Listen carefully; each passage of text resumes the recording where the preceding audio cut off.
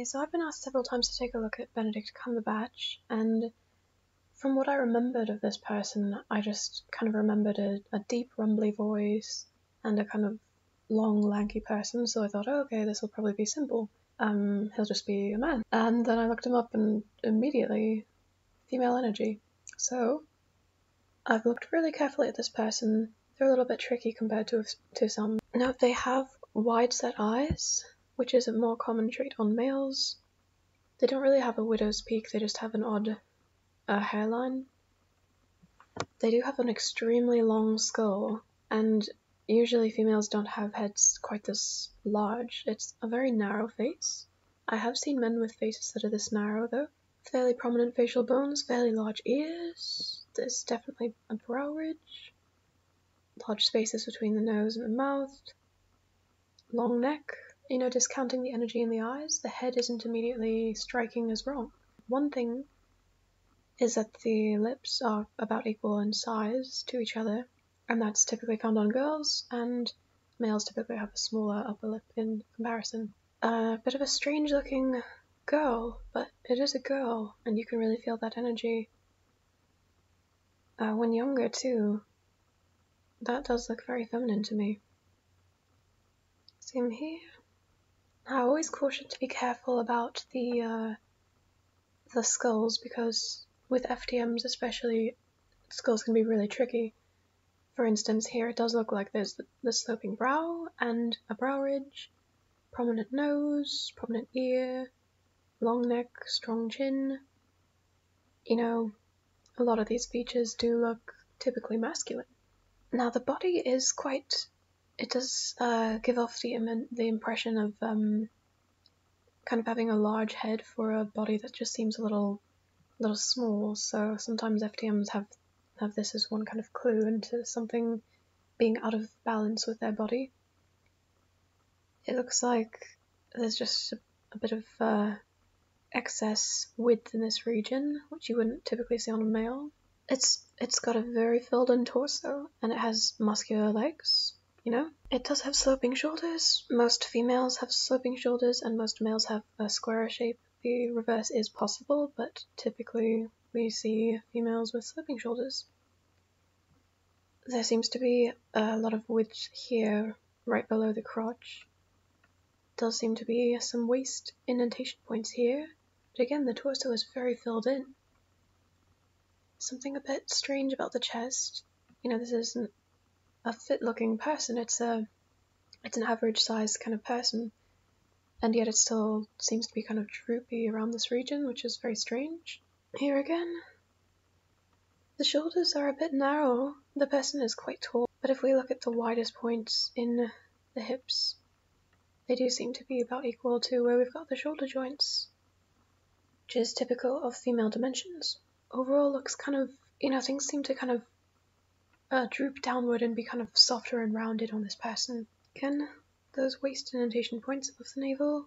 Now here, strange look with the rib cage, strange look with the back. It does appear like there's some curving in the back, and here it does look like we have that pelvic tilt, front and back. Actually, here it does look like there's a gradual curve to the lower leg as well, which is common on females. This person doesn't have really wide shoulders, but it does look like there's quite a lot of curve on the thighs, and it does seem like the widest point in a continual curve on this body is right below the crotch, which is typical of females. The female Q angle begins low, and the leg is curving inward. See this? Knee, foot angled outward on both legs. Some men do walk kind of in a duck-footed way in real life, but when you see it on people like this, and you can see that there's curve going on the legs, it looks like they're kind of wiggling around. It looks like this person is trying to correct the female Q angle when walking. So we'll keep checking out, this and see if it really is odd as it looks in this shot. Also, this person does have short arms. If you look at crotch level, on males, the arms would be long enough so the wrist would be right at crotch level here, but the arms are much shorter, which is typically female.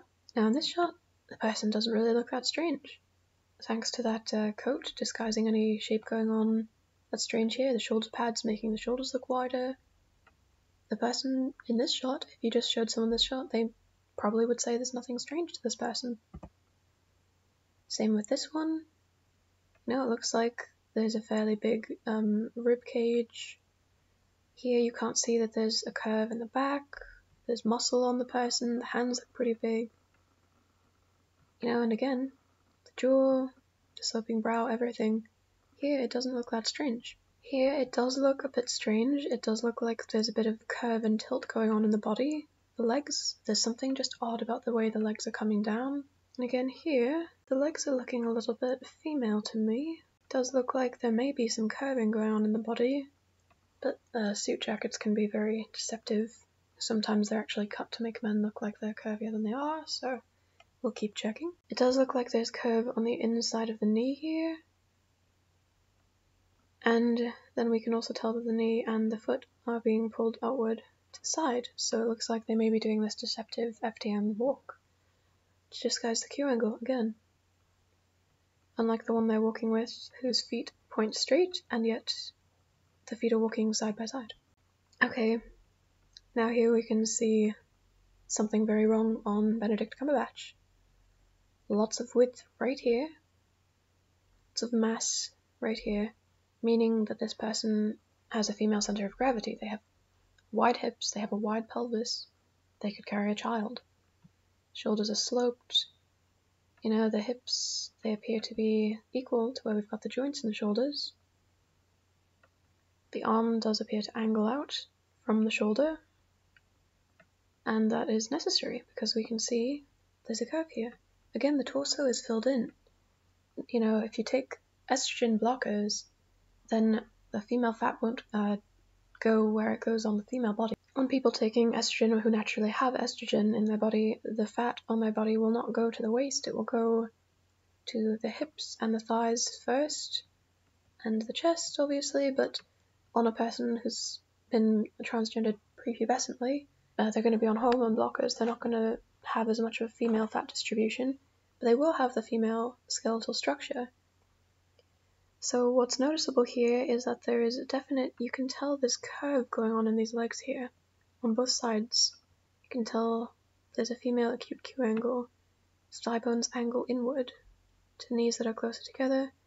They're still trying to turn the feet outward a little bit, but they messed up for a couple steps.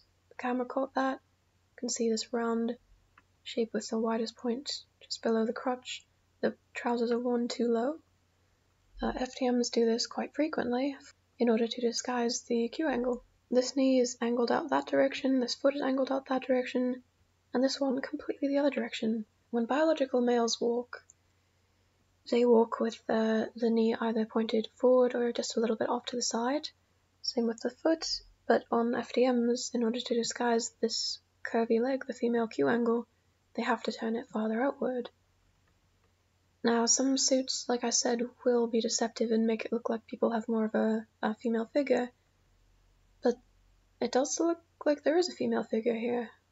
There's a lot of the width right here.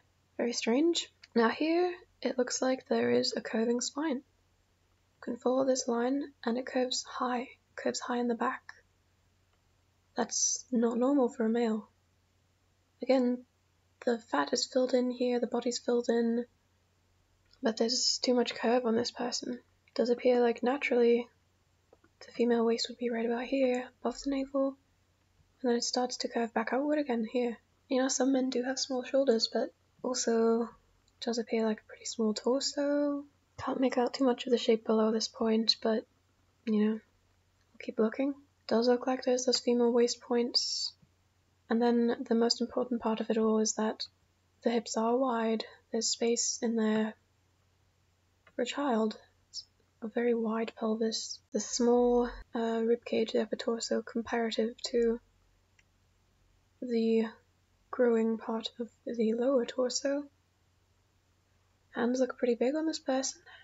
Sometimes you do see FTMs that have kind of large hands. Okay, again, from the shoulder we can see the arm is angled out, and it has to be because there are curvy hips here. Body's smaller right up here, gets bigger down here. can tell there's curve on the legs. But see what he's doing again, tilting foot outward. You know, taking testosterone can change some traits. If it's taken young enough over a lot of years, it can help grow Adam's apple. They also have implants for Adam's apples. You know, it can lengthen the lower half of the face, it can grow facial hair, body hair, deepens the voice. Now, yeah, that curve to the hip, width to the hip, strange look. Does seem like the widest point again is below the crotch. Typical of a female. Yeah, acute female Q angle. Because it's harder work for a female pelvis to walk. For a male pelvis, it's designed for efficient forward locomotion. The legs spring out of points that are closer together. It's very efficient. But for a female pelvis, there's a lot of movement that goes into it because it's so wide. If it was any wider than it is on the female of the human species, we wouldn't be able to walk at all. So yes, the female pelvis is very inefficient, and so the female Q angle is in order to help support the pelvis and also during pregnancy to support the weight of the fetus, to be able to still walk by having this curve to the legs that distributes the weight. Okay, so yeah, they're still trying, still turning the whole knee outward, the whole foot outward. You can see the trousers are a little too low, but we can see there's a lot of curve on the actual leg shapes here. A lot of width right here. Again, the trousers worn a little too low, but check out that wide point. The curvy legs, curvy thighs, arms swing way out to the side. Now, interestingly also, Benedict Cumberbatch's parents were both involved in the media. They were actors, not big actors like he is, but they were involved in their own sort of projects. A lot of times, if you find an actor whose parents were actors, it's pretty likely they're going to be inverted because, for whatever reason, the people in these elite families involved in the agenda, the media agendas, they tend to be involved in these androgyny cults. And, you know, I couldn't find a lot of pictures to properly transvestigate these people's bodies, but I will say I'm getting very feminine energy from the father, Timothy Carlton. And I think I'm also getting masculine energy from the mother. And the mother, actually, I did find some work she was in. And I saw what looked like a very straight spine, without a spinal arch. And, you know, I could be wrong on this. They could be a natural man and woman. But my gut is just telling me otherwise. Just something very strange about all these people. And I believe this is a half-sister of Benedict, so, you know, make your own judgments on what you think you can see in that person's skull and that person's eyes. Compared to here, Benedict's chin just looks a little... Perhaps this is a fake chin, because it's a very long skull, and something's very strange about this. Just appears very out of balance. That's an extremely long skull. I don't know. Interestingly to me, Benedict looks more like the father, and the father is also the one that looks more feminine out of the parents. Just this looks like quite a piercing gaze on this person, and then quite a gentle gaze on this person. Interesting, isn't it? But if Benedict looks more like this one, it's possible the smaller chin of this person would be sort of the more natural look we might expect to see on Benedict. Just, I don't know, something about this looks off to me. Again, just the difference in energy between these people, and it's very reversed. It's not the normal way. Normally men have this kind of piercing gaze and women have this kind of gentle gaze. It's very strange. Again, look at how Benedict is wearing the trousers low, often hands in the pockets. It might be cold, looks a bit chilly. But again, knees angling way out, feet angling way out. There's too much curve. The shape of the body just looks awkward. The posing, it's indicative of there being too much curve throughout the whole body. And this energy, again, this is not a man's energy. It's a girl. The jaw is very soft looking, weak, more effeminate. And I think this is his wife, and then the wife's energy is so focused and piercing. It's very strange. Again, these eyes could bore a hole into a wall, and this energy, on the other hand, is just very kind of flat, and it's not projected. Just look at the difference between the energy of those two people. Benedict doesn't really seem to have a lot in the way of brow ridge from this angle. Again, Timothy Carlton's energy compared to Wanda, and I have forgotten her last name. This is some interesting posing with the hand, isn't it? Again, testosterone can grow an Adam's apple if taken by someone at a young enough age. Adam's apples can be implanted. Facial hair can be grown with testosterone. Below half the face can lengthen through the use of testosterone. The nose can grow. Brow ridges can grow. It does look like there may be a widow's peak here as well as just a very kind of irregular hairline. The hands are not really small. Some FTMs don't have really small hands. It's interesting. Or at least not in this shot. Again, fairly long neck. Sloping shoulders. Upper body is small. And it's not just the trousers, but the body is expanding outward at the hips. Curve to the legs, looks like an acute female Q angle.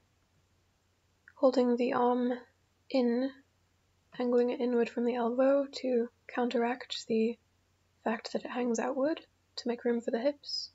Look at that. There you go. Small female upper torso. And a distinctive point where the female waist is. Then a distinctive curve outward continually from that point. Too wide. The upper body looks pretty small here. The shoulders look small.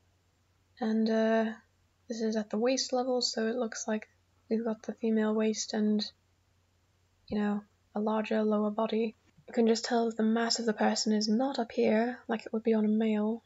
Again, testosterone use over a long period of time on young enough people or using implants as well will produce an Adam's apple visibly in FTMs. Again, we have that sloping shoulder structure at a skeletal level.